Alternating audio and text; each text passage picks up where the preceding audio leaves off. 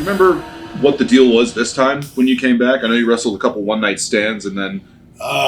No, there wasn't much of a deal. I thought I would make more money eventually, and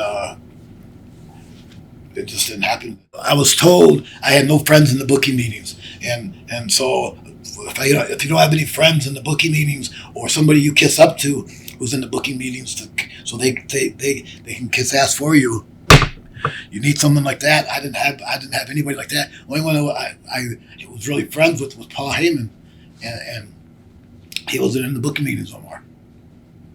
But I didn't think it mattered. I figured they'll still go the right direction, but they still were pushing for their own direction. And then there's probably political stuff in the meetings too, where people are trying to one up each other. Yeah, and I didn't pay attention to that. I thought my talent would overpower that, but I was wrong. I figured if you're good enough, it don't matter what they say behind your back, you can still overcome it. But you can't. When I got there, nobody could take credit for Sabu. So Sabu came in there. I was already made, and so no one could say, "Well, I made him this," or "I taught him that," or "I brung him in." No one could do that. So I didn't have any friends in the booking meetings or producers or anything like that. You weren't a project for someone because you were already your own man. I was already my own man. I thought they hired Sabu. I didn't know they hired a body. When they hired a body, I would never done it. Well, they started out doing it the way they were supposed to. Then each week they tried changing me, like having me talk. Vince tried to have me talk, and then Stephanie had me talk. Stephanie McMahon gave me this script. It was like 3 pages long of words I can't even pronounce, let alone say them and act like they're my words. So as what I did was I act like I was reading the script. I tore it up, threw it down. I said, "There's your promo," and I walk away. And I thought that would have been a good promo. That showed that Sabu was being himself. He's not going to cut a promo or read a script like everybody else. He's going to throw the script down and walk out. And she goes, "No, do that again." I go, "Do that again or read it?" She'll read it again.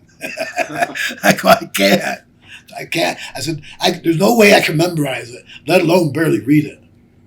And these are words that are being written by someone else. Someone else, and they're words I wouldn't say, and nothing compared to what I would say, or even a little bit. They didn't try to cater to me at all. They just treated me like I was another guy. Here, read this, or memorize this. And they were set. Stephanie McMahon, she was set. She wasn't taking no for an answer. She either took no for an answer or she got rid of you. And the thing was, I was supposed to be an Elimination Chamber match that Sunday.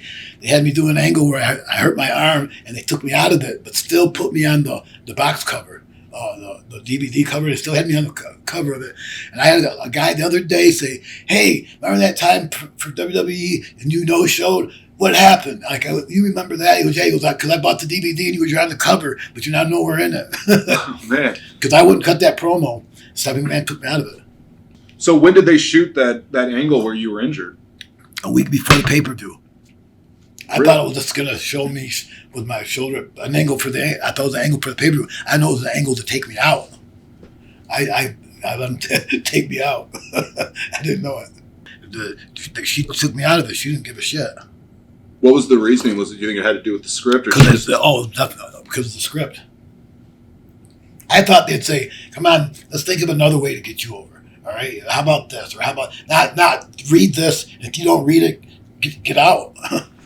There was no compromising. There was no saying, "How about have an idea and how about we do it this way, or some way where I could get away without actually talking." But they weren't listening to it. Do you think at this time in WWE it was such a grind for them, where they hand you your marching orders, and if you don't accept, they don't have time to even waste. They just get rid of you. And you'll get paid for a little while. Then if you're not getting used, you won't. Then they'll fire you.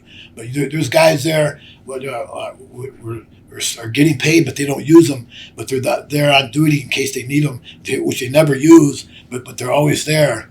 And that's what they want. They want somebody who's always there, ready to work. Which I understand, but there are some certain special cases, and I thought I was one of those cases. They didn't think so.